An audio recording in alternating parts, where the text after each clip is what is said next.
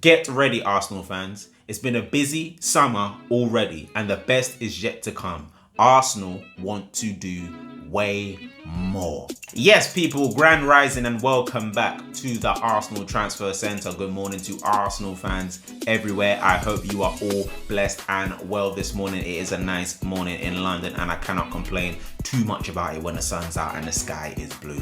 What is there to complain about apart from Arsenal transfer business? But we're going to get into that. We are going to get into that. If you are new to the channel, please hit the subscribe button. That would mean a lot to me. And also, I am now 12 subscribers away from 200 subscribers, people. Can we get there? I think we can with your help. Absolutely. Make sure you hit a like on the video and comment down below your thoughts on everything I'm going to say this morning. We have quite a bit to get through. Well, not that much. It's a bit, but not a lot. I'm going to make it nice and succinct for all of you that are here watching today. Now, let's get straight into it.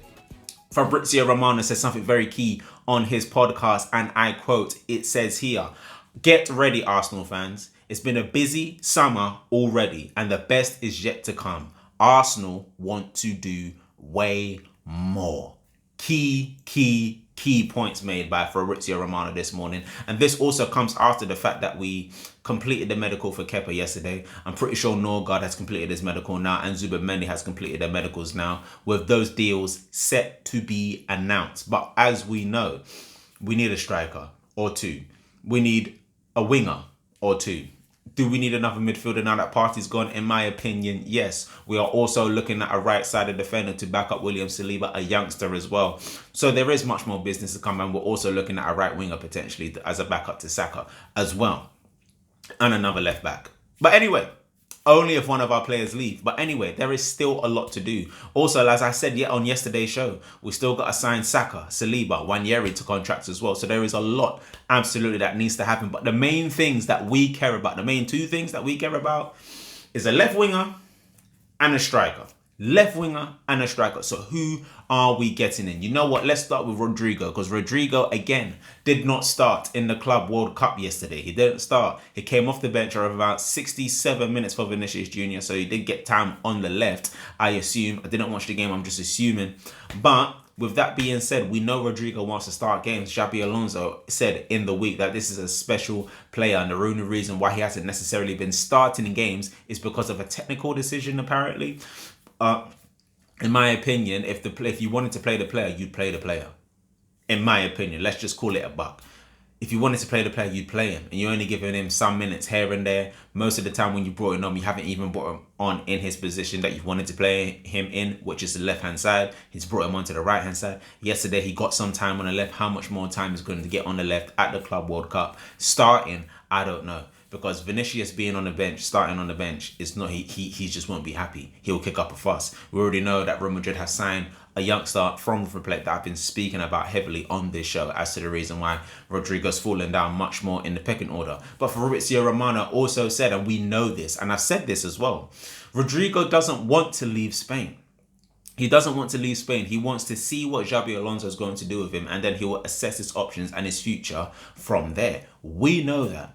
But the only reason why, as we know, that Arsenal are interested is because there may be a pathway, there may be an avenue where we could get a player like Rodrygo, and that would be brilliant. Absolutely brilliant. Above Rafa Leao, above Nico Williams, I want Rodrygo. That would be fantastic, in my opinion. What do you think, Gunners? Let me know in the comments below. But I was going to talk about a striker, but there's another left winger that we were actually linked to yesterday, and this actually came kind of out of the blue in my opinion, but I am very, very happy that we are linked to this player, and that is Eze of Crystal Palace. Now, Tottenham are definitely interested in Eze as well. That was reported a few weeks ago that Tottenham are interested in signing Eze from Crystal Palace, but now Arsenal have entered the race, and apparently they've also already agreed personal terms with the Crystal Palace star. He has a 68 million release clause in his contract as well. But the question is, the talk is that whether this is going to be one of Berta's number one options or he's going to be a backup. Because obviously, like I said, I've just spoken about, I was literally just waxing lyrical about Rodrygo. Eze is not a bad shout either. He's a fantastic winger. He's still young. He's got a lot of playing years left in him. He's electric. He's exciting. He can score goals. He was key in Crystal Palace's FA Cup run and win as well. Absolutely. Didn't he score? Who scored the first goal? I think he did. Did Eze score in the final? Was it Eze they scored or he scored in the semi-final? Let me know in the comments below. If my memory serves me right, I know he was very, very key in that FA Cup run. And also, I wanted to talk on this as well.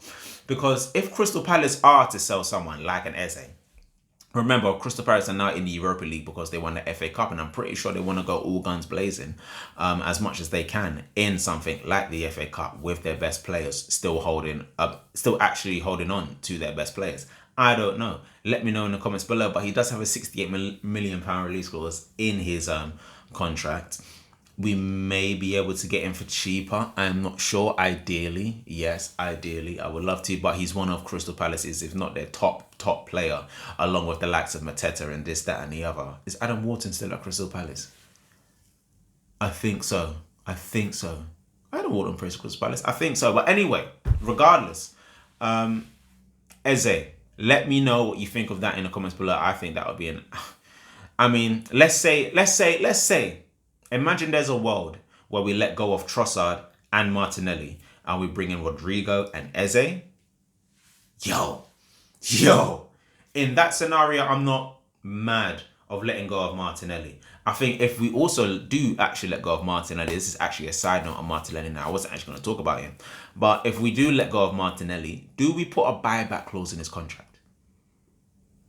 Do we put a buyback clause in his contract just in case he becomes the Martinelli that we believe he might become? That's just a question. Let me know in the comments below. Now, we may as well talk about the strikers. We may as well talk about Gyokeres and Sesko, because as I said, Fabrizio Romano said there is more to come. And as I said on yesterday's show, I spoke about Steve K and the fact that he's been reporting on the contract situations that have been agreed months ago, and it's starting to come out now. He's a very, very reliable source, in my opinion, Steve K is. And like I said, he said the realm where Arsenal could sign both Sesko and Gyokeres is not impossible. It's just financially difficult. And again, came out today that he's still in conversation, still in contact with both clubs and both teams and both players' representatives.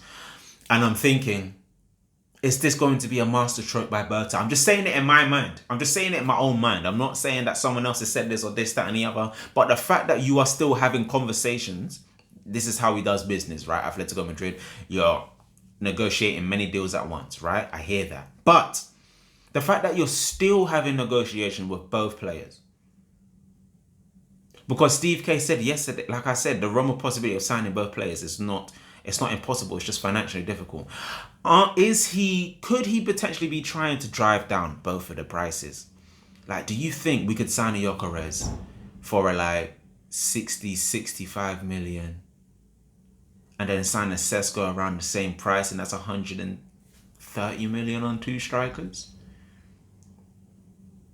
And then, as I said, you sell Trossard, Martinelli, that's at least coming up to close to 100 million, because Martinelli will command a big fee of 60 million. Trossard, you might be able to get 25. I'm just it's all hypotheticals right now, because we need the best players in, and we want a squad. We want a proper squad that can compete on all fronts, right? Yes or no? Let me know in the comments below. We're still having conversations. Nothing's advanced on the striker front, which is, as quick as we've been doing with the Norgard transfers and everything else. We just need to get on it. Now, a deal that is advancing, and big news came out on this yesterday. It was actually reported first in May by Dean James, AFC, who was on Twitter. This was actually first reported in May, but big news came from it yesterday from the hand of Arsenal that Christian Mosquera is a big target for Arsenal. The centre-back, 20 years old, plays for the Valencia, Spanish international. Spoke about this on the show yesterday. As of yesterday afternoon and onwards, the deal really started advancing. Personal terms have already been agreed for the youngster as well. Now it's just about finding a fee that Arsenal and Valencia can agree on, and the fee is said to be around £17 million. Now, this player is already sought after, and some of the other deals that I've always wanted Arsenal to do. You want the replacements for the stars that are going out. So you want the big money signings. You want to sign up players to contracts, absolutely. But where are the gems going to come from? It's all good signing the best players, but where are those gems going to come from that Brighton seem to have a good eye of finding, or Brentford? These teams that have a really vast very good scouting network. When are we going to get those players? And those players, in my opinion, I don't know much about Mosquera, nor do I know much about Agume of France. But I'd like both them young players to come into the squad. Why not? Bide your time, learn the trade of Arsenal and this, that, and the other. And then who knows what could be happening in a few years. Because we need to be ahead of the curve. We have to be ahead of the curve. We have to be. But that is on Mosquera. Now, Athletic Bilbao and Nico Williams. Now, as far as I'm concerned, Nico Williams will definitely end up at Barcelona, but Athletic Bilbao did have a conversation with La Liga yesterday about Athletic Bilbao, about how Barcelona do their business, because we know that Barcelona are in heavy debt. They got a serious financial situation going on. So how they're still signing players, and I thought of that as well. I just never said anything, but it's like, how are you lot still signing players? Aren't you lot not in financial trouble? Now Athletic Bilbao have actually gone to La Liga and said, hold on a second. This not make no sense. You know what I mean? So, does that mean the Nico Williams deal could potentially be in doubt? Who knows? We'll only cross that bridge when you get there, because it's not officially signed for Barcelona yet. But you know that Nico Williams has given his blessing to Barcelona. He wants to sign for them and this, that, and the other. So, we'll just see what happens from there. Last but not least, who I'm going to talk on? I'm going to talk on Norgard. I'll talk on Norgard because obviously medical is set to be completed. Deal was set to be completed. He was happy to stay at Brentford. But one of the things when Arsenal called him, the quote is that he immediately said yes.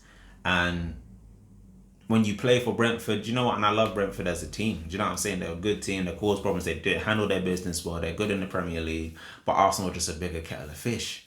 You know what I'm saying? So, and the fact that there's almost been a fight, and Bomo's going. Frank has gone. Who else is going? Flecken? Was Flecken Brentford as well? Correct me if I'm wrong. Gone to... Where's Flecken gone? I could be wrong. I could be absolutely wrong. Yeah. Norgard, he may be a decent signing, but I still think we need another defensive midfielder in there, in my opinion. But as I look at my notes, I think that's everything on the transfer business today, Arsenal. So let me know what you think in the comments below. Should we sign Eze? I feel like if Eze had the choice between Arsenal and Tottenham, you know where he's going. This Rodrygo deal is going to go on up until Real Madrid are out of the Club World Cup, and we've seen everything from start to finish, how Xabi Alonso has used Rodrygo. Until we see that in its entirety, we're not going to know. Rodrygo's not going to push for a move if he still thinks he has a potential of a future at Real Madrid. So we're going to see with that. This Mosquera deal, I feel like we could hear some news on this Mosquera deal today with the way that it's absolutely advancing as well. I think that's it, people. I think that's it. So, this has been the Arsenal Transfer Centre, and I've been your host, Dini. Thank you for being with me today. Let me know what you think of all those transfer windows, transfer rumours in the comments down below, people. Make sure you like, comment, and subscribe. 12 subscribers away from 200 people. We can do it. We can fucking do it, people. All right, go out and enjoy the sun wherever you are now. Make sure you have a lovely day, and we will be back tomorrow morning. Love and guidance, people. Peace.